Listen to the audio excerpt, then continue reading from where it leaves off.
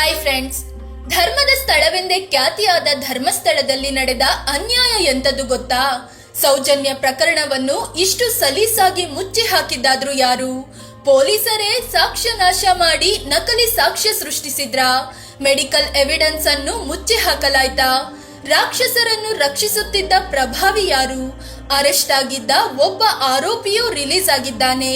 ಹಾಗಾದ್ರೆ ಎಲ್ಲರ ಮನಸ್ಸಿನಲ್ಲಿ ಮತ್ತೆ ಆ ಪ್ರಶ್ನೆ ಹುಟ್ಟಿದೆ, ಅದೇ ಸೌಜನ್ಯ ಕೇಸ್ನ ರಿಯಲ್ ರಕ್ಕಸರು ಯಾರು ಅಂತ. ಅಕ್ಟೋಬರ್ 9, 2012 ಸೌಜನ್ಯ 17 ವರ್ಷದ ಹುಡುಗಿ, ಧರ್ಮಸ್ಥಳದ ಚಂದಪ್ಪ ಗೌಡ ಹಾಗೂ ಕುಸುಮಾವತಿಯ 2ನೇ ಮಗಳು. ಉಜಿರೆಯ SDM ಕಾಲೇಜ್ಗೆ ಹೋಗಿದ್ದ ಆಕೆ ಮಧ್ಯಾಹ್ನ ಬರ್ಬೇಕಿತ್ತು, ಆದ್ರೆ ಬರ್ಲೇ ಇಲ್ಲ. ಸಂಜೆ 4 ಗಂಟೆಗೆ ಬಸ್ನಲ್ಲಿ ಬಂದ ಆಕೆ ನೇತ್ರಾವತಿ ನದಿ ಬಳಿಯ ಬಸ್ ಸ್ಟಾಪ್ ನಲ್ಲಿ ಇಳಿದ್ರು. ಮನೆ ಕಡೆಗೆ ನಡ್ಕೊಂಡು ಹೊರಟ್ರು. ಧರ್ಮಸ್ಥಳ ದೇವಸ್ಥಾನದ ಕಡೆಯಿಂದ ನಡೆಸಲಾಗುವ ಧರ್ಮಸ್ಥಳ ಪ್ರಕೃತಿ ಚಿಕಿತ್ಸಾಲಯದ ಮುಂದೆಯೇ ನಡೆದುಕೊಂಡು ಹೋಗಿದ್ರು. ಅದೇ ಟೈಮಲ್ಲಿ ಆಕೆಯ ಮಾವ ಕೂಡ ಛತ್ರಿ ಹಿಡಿದು ಹೋಗುತ್ತಿದ್ದ ಸೌಜನ್ಯರನ್ನ ನೋಡಿದ್ರು. ಇದಾದ್ಮೇಲೆ ಆಕೆಯನ್ನು ಯಾರೂ ನೋಡ್ಲಿಲ್ಲ. ಸಂಜೆ 6 ಗಂಟೆಯಾದ್ರೂ ಮಗಳು ಮನೆಗೆ ಬರ್ಲಿಲ್ಲ. ಜೋರಾಗಿ ಮಳೆ ಸುರಿತಿತ್ತು. ಹೀಗಾಗಿ ಪೋಷಕರಲ್ಲಿ ಆತಂಕ ಶುರುವಾಯ್ತು. ಹುಡುಕಾಟ ಶುರು ಮಾಡಿದ್ರು. ರಾತ್ರಿ ಇಡೀ ಸುಮಾರು 300ಕ್ಕೂ ಹೆಚ್ಚು ಜನ ಸೇರಿ ಹುಡುಕಿದ್ರು, ಎಲ್ಲೂ ಸೌಜನ್ಯ ಸಿಗ್ಲಿಲ್ಲ. ಅಕ್ಟೋಬರ್ 10, 2012 ಸೌಜನ್ಯ ಪತ್ತೆ. ಮರುದಿನ ಅಂದ್ರೆ ಅಕ್ಟೋಬರ್ 10ರಂದು ಬೆಳಗ್ಗೆ ಪ್ರಕೃತಿ ಚಿಕಿತ್ಸಾಲಯದಿಂದ 300 ಮೀಟರ್ ದೂರದಲ್ಲಿರೋ ಈ ಜಾಗದಲ್ಲಿ ಸೌಜನ್ಯ ದೇಹ ಪತ್ತೆ ಆಯ್ತು. ಆಕೆಯ ಒಂದು ಚಪ್ಪಲಿ ಇರ್ಲಿಲ್ಲ, ಛತ್ರಿ ಇರ್ಲಿಲ್ಲ, ಬ್ಯಾಗ್ ಇದ್ದರೂ ಅದರಲ್ಲಿದ್ದ ಪುಸ್ತಕ ಒದ್ದೆ ಆಗಿರ್ಲಿಲ್ಲ. ಅಷ್ಟು ಜೋರಾಗಿ ಮಳೆ ಬಂದಿದ್ರು ಪುಸ್ತಕ ನೆಂದಿರ್ಲಿಲ್ಲ. ಇದರಿಂದ ಆಗತಾನೆ ಆಕೆಯ ದೇಹವನ್ನು ಅಲ್ಲಿ ತಂದು ಹಾಕಿ ಹೋಗಿದ್ದಾರೆ ಅನ್ನೋದು ಕನ್ಫರ್ಮ್ ಆಗಿತ್ತು. ಧರ್ಮಸ್ಥಳದಲ್ಲಿ ಮಂಜುನಾಥ ಅಣ್ಣಪ್ಪ ಸ್ವಾಮಿಯ ಕ್ಷೇತ್ರದಲ್ಲಿ ಅವರ ಕಣ್ಣ ಮುಂದೆಯೇ ಆಡಿ ಬೆಳೆದ ಹೆಣ್ಮಗಳು ರಕ್ಕಸರ ಅಟ್ಟಹಾಸಕ್ಕೆ ಬಲಿಯಾಗಿದ್ದಳು. ಆಕೆಯನ್ನು ತುಂಬಾ ಕ್ರೂರವಾಗಿ ಅತ್ಯಾಚಾರ ಎಸಗಿ ಉಸಿರು ನಿಲ್ಲಿಸಿ ಇಲ್ಲಿಗೆ ತಂದು ಎಸೆಯಲಾಗಿತ್ತು. ಈ ಘಟನೆ ಇಡೀ ಧರ್ಮಸ್ಥಳ, ರಾಜ್ಯ, ನಂತರ ದೇಶವನ್ನೇ ಬೆಚ್ಚಿ ಬೀಳಿಸಿತ್ತು. ಆರೋಪಿ ಸಂತೋಷ್ ರಾವ್ ಅರೆಸ್ಟ್. ಈ ವಿಷಯ ಗೊತ್ತಾಗ್ತಿದ್ದಂತೆ ಇಡೀ ಧರ್ಮಸ್ಥಳದಲ್ಲಿ ಪ್ರತಿಭಟನೆ ಶುರುವಾಯಿತು. ಸೌಜನ್ಯಾಳಿಗೆ ನ್ಯಾಯ ಕೊಡಿಸಲು ಜನ ಬೀದಿಗೆ ಇಳಿದ್ರು. ಮತ್ತೊಂದ್ ಕಡೆ ಅಕ್ಟೋಬರ್ 11ರ ಸಂಜೆ ಧರ್ಮಸ್ಥಳದ ಕಚೇರಿಯಲ್ಲೇ ಕೆಲಸ ಮಾಡ್ತಿದ್ದ ಮಲ್ಲಿಕ್ ಜೈನ್ ಎಂಬಾತನಿಗೆ ಬಾಹುಬಲಿ ಬೆಟ್ಟದ ಬಳಿ ಸಂತೋಷ್ ರಾವ್ ಸಿಕ್ಕಿದ್ದ. ಅನುಮಾನಾಸ್ಪದವಾಗಿ ಕಂಡ ಸಂತೋಷ್ ರಾವ್ನನ್ನು ಹಿಡಿದು ಪೊಲೀಸರಿಗೆ ಒಪ್ಪಿಸಿದ್ರು. ಈ ನಡುವೆ ಸಂತೋಷ್ ರಾವ್ ತಪ್ಪಿಸಿಕೊಳ್ಳಲು ಯತ್ನಿಸಿ ಜನ ಹಿಡಿದು ಥಳಿಸಿದ್ರು. ಆತನನ್ನೇ ಪ್ರಕರಣದ ಪ್ರಮುಖ ಆರೋಪಿಯನ್ನಾಗಿ ಮಾಡಲಾಯಿತು. ಆತ ಘಟನೆ ನಡೆದ ಜಾಗಕ್ಕಿಂತ ಸ್ವಲ್ಪ ದೂರದಲ್ಲಿ ಟೆಂಟ್ ಹಾಕೊಂಡಿದ್ದ. 2-3 ದಿನ ಹಿಂದೆ ಧರ್ಮಸ್ಥಳಕ್ಕೆ ಬಂದಿದ್ದ ಅಂತಲೂ ಹೇಳಲಾಯಿತು. ಕೇಸ್ ದಿಕ್ಕು ಬದಲಿಸಿದ್ದು ಆ ಅನುಮಾನ. ಹೆಗ್ಗಡೆಗೂ ಈ ಘಟನೆಗೂ ಏನು ಲಿಂಕ್? ಸೌಜನ್ಯರ ಅತ್ತೆಗೆ ಘಟನೆ ನಡೆದ ದಿನ ಮಲ್ಲಿಕ್ ಜೈನ್, ಧೀರಜ್ ಜೈನ್ ಮತ್ತು ಉದಯ್ ಜೈನ್ ಅನ್ನೋ 3 ಮಾತನಾಡಿಕೊಂಡಿದ್ದ ಮಾತುಗಳು ನೆನಪಿಗೆ ಬಂದವು. ಇವತ್ತು ತುಂಬಾ ಜನ ಇದ್ದಾರೆ, ಏನು ಮಾಡಕ್ಕಾಗಲ್ಲ ಅಂತ ಮಾತನಾಡಿಕೊಂಡಿದ್ದು ಸೌಜನ್ಯ ಅತ್ತೆ ಯಶೋಧ ಕಿವಿಗೆ ಬಿದ್ದಿತ್ತು. ಮಲ್ಲಿಕ್ ಜೈನ್ ಧರ್ಮಸ್ಥಳ ಧರ್ಮಾಧಿಕಾರಿ ವೀರೇಂದ್ರ ಹೆಗಡೆ ಅವರ ತಮ್ಮನ ಮಗ ನಿಶ್ಚಲ್ ಜೈನ್ ನ ಕ್ಲೋಸ್ ಫ್ರೆಂಡ್ ಆಗಿದ್ದ. ಈ ವಿಚಾರ ಹರಡ್ತಿದ್ದಂತೆ ಉರಿಯುತ್ತಿದ್ದ ಬೆಂಕಿಗೆ ಪೆಟ್ರೋಲ್ ಸುರಿದಂತೆ ಪ್ರತಿಭಟನೆ ಭುಗಿಲೇಳ್ತು. ನಿಶ್ಚಲ್ ಮತ್ತವರ ಸ್ನೇಹಿತರನ್ನು ತನಿಖೆಗೊಳಪಡಿಸಬೇಕು ಅನ್ನೋ ಕೂಗು ಜೋರಾಯ್ತು. ಆಗ ಸುದ್ದಿಗೋಷ್ಠಿ ನಡೆಸಿದ ಧರ್ಮಾಧಿಕಾರಿ ವೀರೇಂದ್ರ ಹೆಗ್ಗಡೆ, ನನ್ನ ತಮ್ಮನ ಮಗ ನಿಶ್ಚಲ್ ಘಟನೆ ನಡೆದ ದಿನ ಇಲ್ಲಿರಲೇ ಇಲ್ಲ, ನ್ಯೂಯಾರ್ಕ್ ನಲ್ಲಿದ್ದ ಅಂತ ಹೇಳಿದ್ರು. ಈ ಸಂಬಂಧ CID ತನಿಖೆಯಲ್ಲೂ ನಿಶ್ಚಲ್, ಮಲ್ಲಿಕ್ ಜೈನ್ಗೆ ಕ್ಲೀನ್ ಚಿಟ್ ನೀಡಲಾಯಿತು.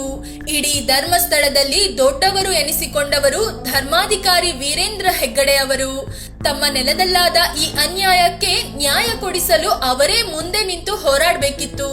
ಆದ್ರೆ ಅವರು ಈ ಕೇಸಲ್ಲಿ ನಮ್ಮ ಕೈವಾಡ ಇಲ್ಲ ಅಂತಲೇ ಹೇಳ್ತಿದ್ದಾರೆ ಹೊರತು ನ್ಯಾಯ ಕೊಡಿಸೋವರೆಗೂ ನಾವು ಬಿಡಲ್ಲ, ಹೋರಾಟ ಮಾಡ್ತೀವಿ ಅಂತ ಹೇಳ್ತಿಲ್ಲ. ಸಿದ್ದರಾಮಯ್ಯ ಸರ್ಕಾರದಲ್ಲಿ CBI ತನಿಖೆ. ಏಕೈಕ ಆರೋಪಿ ಸಂತೋಷ್ ರಾವ್ ಬಿಡುಗಡೆ. ರಾಜ್ಯದಲ್ಲಿದ್ದ ಬಿಜೆಪಿ ಸರ್ಕಾರ ಬದಲಾಗಿ 2013ರಲ್ಲಿ ಕಾಂಗ್ರೆಸ್ ಸರ್ಕಾರ ಬಂತು. ಸಿದ್ದರಾಮಯ್ಯ ಸರ್ಕಾರ ಸೌಜನ್ಯ ಕೇಸನ್ನು ಸಿಬಿಐಗೆ ವಹಿಸಿತು. ಆಗಾಗಲೇ ಘಟನೆ ನಡೆದು ಬರೋಬ್ಬರಿ 2 ವರ್ಷ ಕಳೆದೋಗಿತ್ತು. ಅವರು ವರ್ಷಗಟ್ಟಲೆ ತನಿಖೆ ನಡೆಸಿ ಸಂತೋಷ್ ರಾವ್ ವಿರುದ್ಧವೇ ಚಾರ್ಜ್ ಶೀಟ್ ಸಲ್ಲಿಸಿದ್ರು.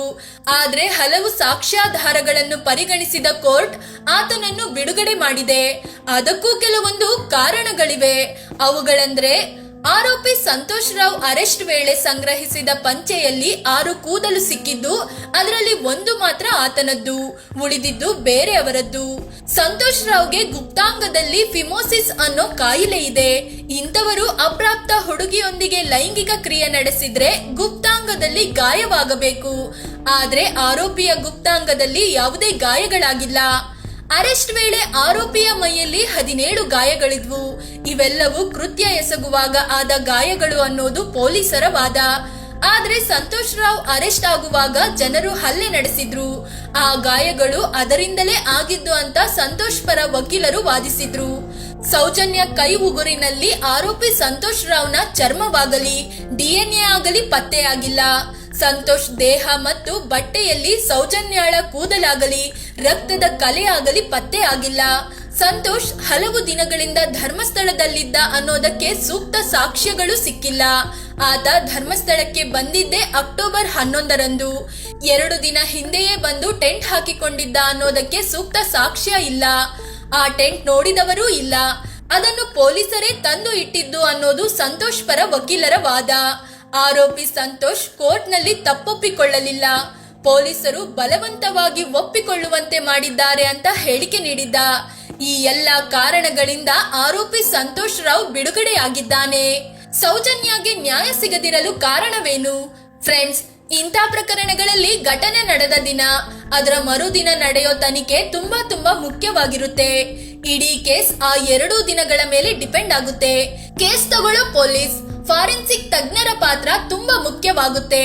ಆದ್ರೆ ಈ ಕೇಸ್ನ ಆರಂಭದಲ್ಲಿ ದೊಡ್ಡ ಬ್ಲಂಡರೇ ಆಗೋಗಿದೆ. ಆರಂಭಿಕ ತನಿಖಾಧಿಕಾರಿಯ ಬೇಜವಾಬ್ದಾರಿ ಎದ್ದು ಕಾಣಿಸ್ತಿದೆ.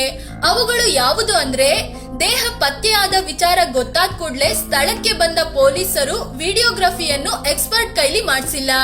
ಜೀಪ್ ಡ್ರೈವರ್ ಆಗಿ ಬಂದ ಕಾನ್ಸ್ಟೇಬಲ್ ಕೈಲಿ ವಿಡಿಯೋ ಮಾಡಿಸಿದ್ದಾರೆ. ಅಲ್ಲಿಂದ 300 ಮೀಟರ್ ದೂರದಲ್ಲಿ ಪ್ರಕೃತಿ ಚಿಕಿತ್ಸಾಲಯ ಇದೆ. ಅದರ ಗೇಟ್ ನಲ್ಲಿದ್ದ CCTV ಸಾಕ್ಷ್ಯ ಕಲೆಕ್ಟ್ ಮಾಡಲಿಲ್ಲ. ಕಲೆಕ್ಟ್ ಮಾಡಿದ್ದರೆ ಅದು ಈ ಕೇಸ್ನ ದಿಕ್ಕನ್ನೇ ಬದಲಿಸ್ತಿತ್ತು. ಇಂಥ ಕೇಸ್ಗಳಲ್ಲಿ ಮರಣೋತ್ತರ ಪರೀಕ್ಷೆ ವೇಳೆ ದೇಹದ ಕೆಲವೊಂದು ಅಂಗಾಂಗಗಳ ಸ್ಯಾಂಪಲ್ ಸಂಗ್ರಹಿಸಿಡುವಂತೆ ಪೊಲೀಸರು ಸೂಚಿಸಬೇಕು. ಆದ್ರೆ ಇಲ್ಲಿ ಪೊಲೀಸರು ಸೂಚಿಸಿಲ್ಲ. ಎಷ್ಟರ ಮಟ್ಟಿಗೆ ಅಂದ್ರೆ ಸಂತ್ರಸ್ತೆಯ ದೇಹದಲ್ಲಿದ್ದ ವೀರ್ಯದ ಸ್ಯಾಂಪಲ್ ಕೂಡ ಸಂಗ್ರಹಿಸಿಡ್ಲಿಲ್ಲ.